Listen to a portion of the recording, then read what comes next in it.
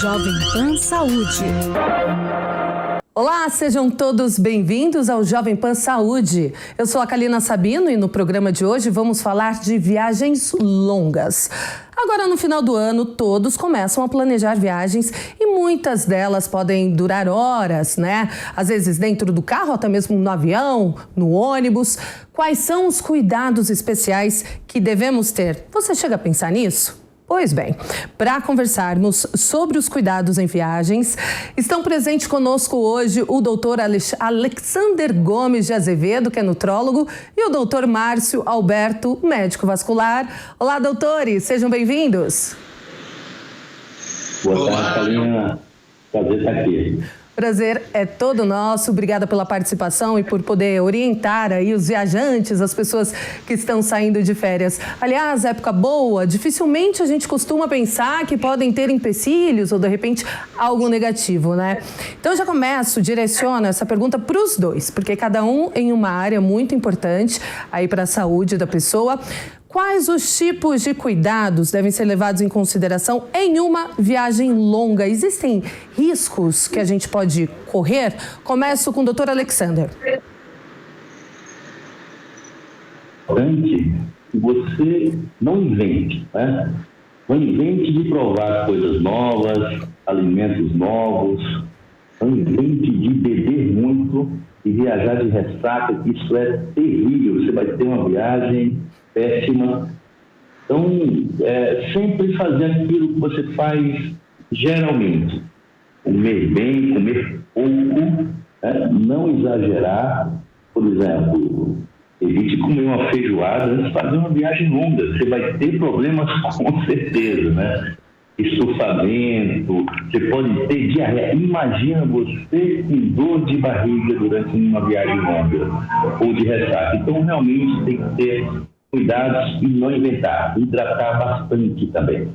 Quem nunca, né, doutor, passou por um apuro desse de ter que achar correndo um posto de combustível para parar pelo 1 ou pelo 2. Enfim, é bom não correr este risco. Então, não vamos comer feijoada antes de pegar estrada ou pegar um voo. Também aquele tutu de feijão ou, quem sabe, aquela mistureira toda que a gente faz. Não. Melhor evitar. E álcool também, com certeza, né? Porque desidrata, né, doutor? Às vezes pode dar aquela dor de cabeça, pode dar aquela sensação ruim.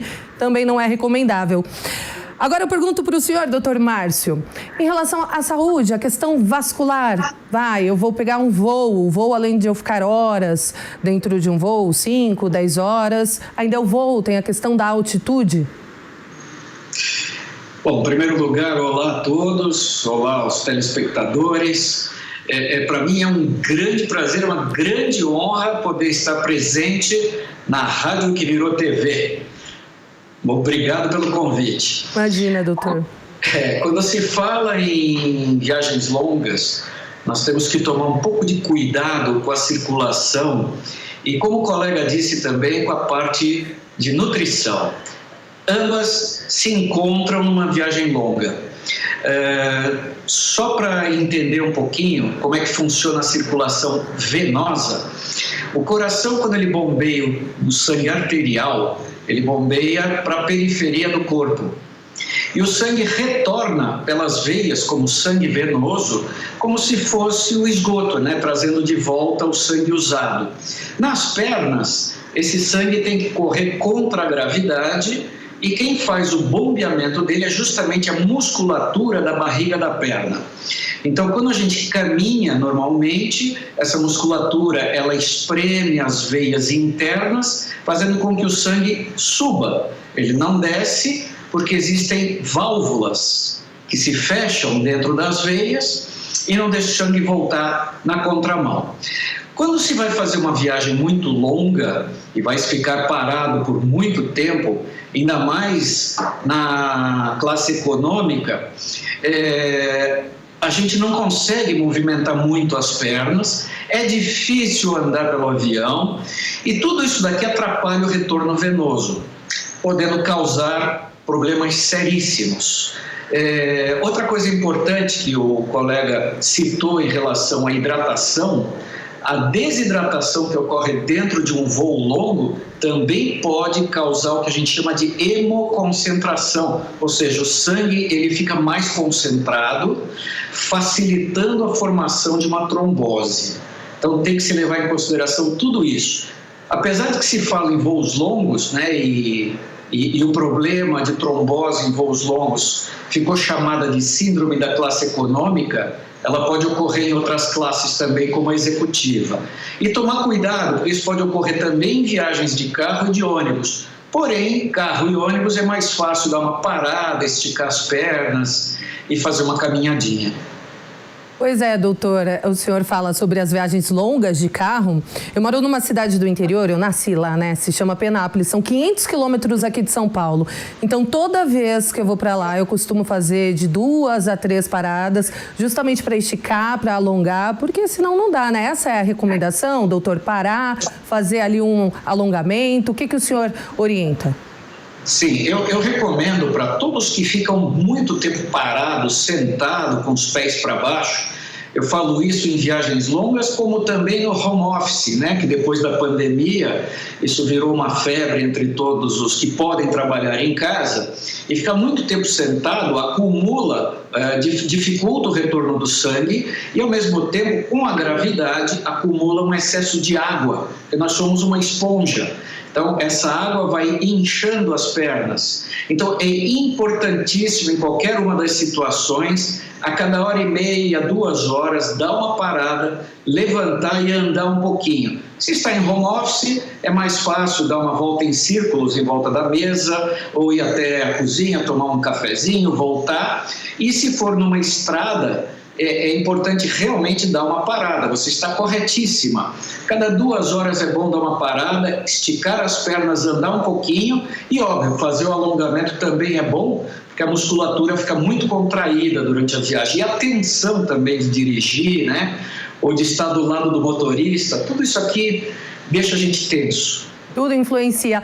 Agora, doutor Alexander, eu me recordo quando eu era criança e eu fazia viagens longas, eu sentia muito enjoo e muitas vezes eu chegava a vomitar. Qual a orientação, então, para esses pais que têm essas crianças que sentem esse enjoo, essa ânsia? Elas devem ser alimentadas? Eu vou pegar o carro cedinho para tentar chegar na praia à tarde. Dou o café da manhã para o meu filho? Como eu posso alimentar meu filho?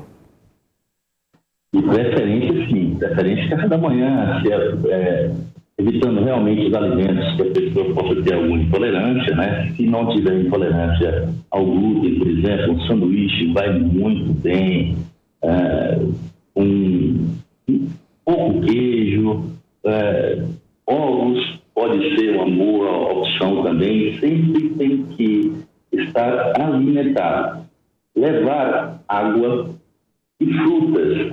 Pode ser maçã, pera, frutas secas também funcionam muito bem. Então, sempre tem que estar alimentado. E, como eu falei antes, né? Não inventar. Né? Olha, essa comida eu nunca comi, mas vou comer hoje antes de viajar. Não faça isso, que pode ter problema. E, geralmente, e é muito importante, né, doutor, em voos longos, na classe econômica, quem sabe também utilizar aquelas meias, né, as meias compressivas, que pode ser de uma grande valia e para evitar tromboses, algum transtorno. Quando for viajar para outro país, gente, faça o check-up antes. Eu falo aos pacientes, olha, se você for viajar de carro de São Paulo para o Rio, 400 quilômetros, 500 quilômetros, você faz o que no carro antes? Faz uma revisão no carro. Como é que são os pneus, o óleo, tudo. Por que não fazer isso em você? Então, é muito importante que você esteja bem, faça uma boa revisão na sua saúde e uma boa alimentação e uma boa hidratação. Essa viagem tende a ser um sucesso. Sem dúvida. Foi bom o senhor ter apontado isso, doutor Alexander, porque, doutor Márcio, tem pessoas que já têm uma predisposição a desenvolver, por exemplo, uma trombose, né? Porque já tem algum tipo de problema vascular. Às vezes nem imagina que tenha já essa predisposição a desenvolver. Mas as pessoas que já sabem ou que já tiveram um problema como esse, o cuidado é diferente? Sim. Sim, cuidado é bem diferente, mas eu só fazendo uma parte, gostei muito da colocação do Dr. Alexander, lembrando das meias. Eu achei que eu ia falar um pouquinho de prevenção mais para frente, mas para a gente falar também dos riscos de trombose, né, de quem é o pessoal com mais perigo, né, mais suscetível, os grupos de risco que a gente chama, é muito importante salientar o que é uma trombose. Porque o pessoal costuma ouvir trombose, se assusta, tem medo, mas não sabe o que é. Então, eu costumo fazer algumas analogias do tipo o coágulo ou trombo, né, que causa trombose, ele equivale a uma coalhada. Então, a gente faz coalhada de leite, né? O leite ele coalha, forma aquela ricota. A mesma coisa o sangue pode passar por isso também e ele formar uma ricota de sangue dentro de um vaso sanguíneo. Dentro do vaso sanguíneo, o sangue tem que ser líquido para ele correr facilmente. Mas quando por algum motivo ele coagula, ele coalha, essa veia se entope e aí ocorrem uma série de problemas consequentes a isso. Lembrando, como ele falou da meia elástica, a meia elástica ela funciona como uma cinta de contenção que ajuda a amplificar movimentos da barriga da perna para que haja o bombeamento do sangue. Ao mesmo tempo, evita ou ajuda que não enche tanto as pernas. E fora isso, acaba dando um certo descanso, né? Porque todo mundo quando vai num voo longo, a primeira coisa que faz é tirar o sapato e fica lá à vontade. Na hora que chega no destino, não consegue calçar o sapato porque as pernas estão inchadas. Isso é normal. Com relação ao grupo de risco de ter uma trombose, nós podemos citar pessoas mais idosas, né? Apesar que hoje o idoso não é tão idoso como era antigamente, mas se classifica como idoso a partir dos 60 a 65 anos, indivíduos que estejam com câncer ou estejam tratando ou tiveram algum tipo de câncer, porque alguns tipos de tumor podem facilitar o aparecimento da trombose, né, a formação da trombose. Outra situação também que aumenta o risco é a gestação. Então, a mulher grávida, ela por si só, ela é mais suscetível a uma trombose. Então, num voo longo, isso pode se tornar pior. E mais importante de tudo, que muita gente não dá bola, é a questão das varizes. As varizes são dilatação, são as dilatações de veias, né, que às vezes ficam salientes ou não, o sangue não circula adequadamente dentro delas e quando o indivíduo fica parado muito tempo, o sangue também fica parado lá, podendo coagular. Então, a chance, né, dos indivíduos viajarem com varizes é muito grande, a prevalência de varizes é muito grande. Então, como disse o Dr. Alexander, se a gente faz uma revisão no carro ou existe também uma checagem da aeronave antes de viajar, é muito importante que o indivíduo também faça uma checagem. Os voos longos não são tão simples assim.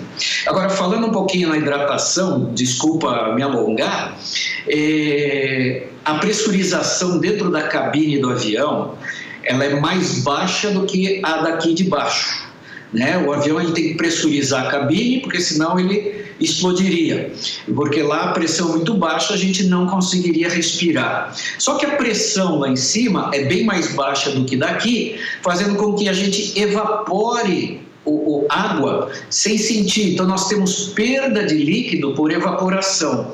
Só que alguns indivíduos chegam no avião e falam assim: eu vou tomar meu whiskinho ou meu vinhozinho e vou dormir bem, e esquece de se hidratar, e o álcool aumenta essa desidratação, essa perda de líquidos. E isso, como eu falei no início, pode aumentar a concentração no sangue, podendo levar a trombose. Quer dizer, tudo está linkado. Nós somos uma máquina perfeita, os únicos que estragam essa máquina somos nós mesmos. Pois é, agora vamos supor que a gente já enfrentou o caminho, já enfrentou a estrada ou o voo, chegamos no nosso destino. Bom, doutor Alexander, muitas vezes acontece, né, em meio à praia, muita gente, de repente aquela pessoa que foi para curtir, passar férias, adquire uma infecção intestinal, alguma irritação, e aí pronto, para não acabar com as férias, ela tem que mudar um pouquinho a alimentação, a nutrição naquele momento. O que o senhor indica para essas pessoas? Novamente, não inventar. Olha, comidas com muitos condimentos, com muita pimenta, evite. Você pode ter problemas sérios. Sabe aquele gelo que você pede lá para colocar em uma água? Se não for água fechada, né, em garrafa, não tome água de torneira, não peça gelo que não seja o gelo realmente industrializado. Evite alguns alimentos crus. Você não sabe como é que é essa higienização dessas verduras, dessas frutas. Então tem que ter muito cuidado. Não coma também muitos alimentos estranhos ao seu dia a dia. E óbvio, né? Naquele solzão, encher a cara, tomar caipirinha, cerveja, tudo mais, isso vai desidratar. Então, sempre que beber alguma bebida alcoólica, tome bastante água. Doutor, eu fiquei pensando, enquanto o senhor falava, sobre aqueles ambulantes. Nada contra, eu sou uma pessoa que consome, inclusive, muita coisa dos ambulantes na praia. Queijo coalho, aí eu vejo aquele espetinho que tem vários camarões, assim, eles andam, né, com aquela assadeira em meio ao sol, à areia. O que o senhor diz disso? O mais saudável seria levar lanchinhos de casa? Qual a recomendação nesse caso? Mais saudável é levar o lanchinho de casa. Você não sabe quanto tempo aquilo ficou ali, né? Quanto tempo ele foi preparado. Existe também salmonelas, por exemplo, que pode provocar uma grande alteração intestinal, uma infecção intestinal seríssima, né? Por falta de higiene. Você não sabe realmente como foi preparado, aonde foi preparado e há quanto tempo está pronto. Então, realmente, a melhor opção leva de casa, se bem que esses lanchinhos são gostosos, né? É difícil resistir à tentação, né, doutor? Bom, doutor Márcio, agora a questão vascular. Cheguei à praia, estou ali tomando meu sol, mas eu tenho varizes, eu tenho problema de circulação. Tenho que tomar algum cuidado maior neste momento, na hora de tomar o sol, na hora de estar ali na praia em exposição? Sim. Como as varizes são, na verdade, a dilatação de veias, né? A veia perde elasticidade e ela se torna dilatada, né? Imagina uma mangueira de borracha com uma falha nela, a pressão da água vem e faz uma bolha na mangueira. Isso são as varizes. E as varizes, justamente por serem causadas pela dilatação das veias, justamente o calor é a pior época para as varizes. Elas se dilatam mais, é a época em que os sintomas são mais evidentes, é a época em que elas pioram mais, quer dizer, a evolução da doença se torna mais rápida, porque elas não param de dilatar, elas vão dilatando, e as complicações também são muito frequentes. Então, eu costumo dizer o seguinte: no menor sinal da presença de varizes, até mesmo aqueles vasinhos que são antiestéticos, o ideal é procurar um cirurgião vascular preventivamente para ver o que tem, né? E tratar aquilo. Agora, eu não tratei, então cheguei no verão, a pior coisa que existe é tomar um sol direto nas pernas com varizes, porque esse aumento de temperatura também pode facilitar o aparecimento de uma trombose, só que aí uma trombose superficial, ela ocorre naquelas veias varicosas que são superficiais. Então é muito importante o uso de um protetor solar bem intenso nas pernas com varizes. É importante fazer caminhadas também, isso é importante em qualquer época do ano, e tomar alguns cuidados. A própria hidratação é muito importante, porque a desidratação durante o calor aumenta a concentração do sangue. Olha, eu vou enfatizar isso todo o tempo. aumenta a concentração do sangue, ele fica mais grosso, como dizem os leigos, e isso facilita as complicações venosas. Agora, o melhor de tudo é prevenir mais do que remediar, ou seja, quem tem as varizes deve procurar um vascular. Nem sempre elas doem, tá? Cerca de 60% a 70% dos pacientes que têm varizes não sentem dor. Elas não são doloridas como todo mundo imagina. Quando começa a doer, é sinal de que a situação está bem avançada. E é bom também evitar aqueles horários que o sol é mais forte, doutor? Sim. O ideal de sol é que a gente tome sol, isso os próprios dermatologistas dizem também. O melhor sol é aquele até as 10 horas da manhã e depois das 4 da tarde. É um sol que tem um índice de ultravioleta mais baixo, ele costuma bronzear também, só que entre 10 e 16 horas, se tem além do índice, né, de ultravioleta alto, temos também o infravermelho, que é aquele que dá o calor e é o que queima, né, o que forma as bolhas. Então tem que se tomar muito cuidado com isso. Portanto, todo cuidado é pouco. Doutor Alexander. Oi, pode dizer, perdão. Estou lembrando, em relação ao sol, e esse sol que é o mais perigoso para essa parte de envelhecimento facial, ele é o melhor sol para a produção da nossa vitamina D. Entre 10 e 15 horas, uns 15 minutinhos, sem protetor solar, só para ter essa produção dessa vitamina, que é considerada hoje um hormônio, né? E que melhora muito também a nossa imunidade. Então, você pode pegar uns 15 minutinhos ali e sem protetor nesse horário, mas não exagere, não passe esses 15 minutos. Não extrapola, coloca o relógio ali para calcular direitinho a hora. Doutor Alexander, agora aquela pergunta de R$1 milhão, né? A gente sai de férias, a gente relaxa, a gente não tem muita preocupação e o que a gente faz? Pisa na jaca, come como se não houvesse o dia do amanhã e aí fica arrependido quando volta ao trabalho e não está mais cabendo na calça, no jeans, enfim. Tem como conciliar as férias com uma alimentação saudável? Tem. Enfim, não é comer de tudo o tempo todo, né? Realmente, você pode fazer uns exageros aqui, ali, mas não o tempo todo. Por isso que é muito importante que a pessoa tenha um bom hábito alimentar. Esse hábito, ele se adquire com o seu dia a dia.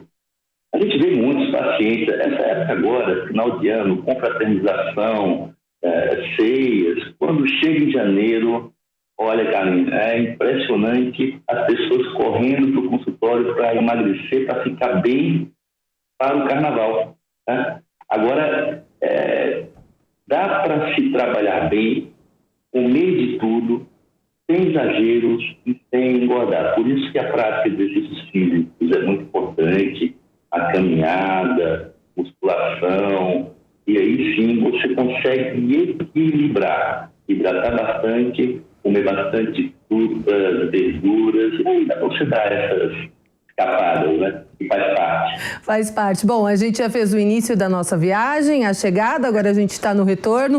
O doutor Alexander falou aí a principal queixa, né, dos pacientes que chegam depois na clínica para serem atendidos, que engordaram, né, aquele pezinho a mais. E a queixa que o senhor mais ouve pós-férias, doutor Márcio, qual é?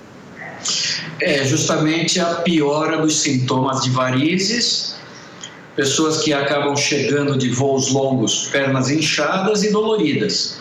Isso é muito comum, muito comum.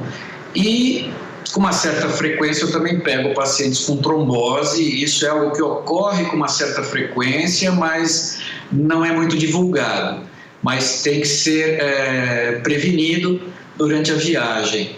Eu gostei que o Dr. Alexander lembrou da questão da vitamina D, isso é importante, são 15 minutos de fato, no pior sol, vamos dizer assim, sem protetor.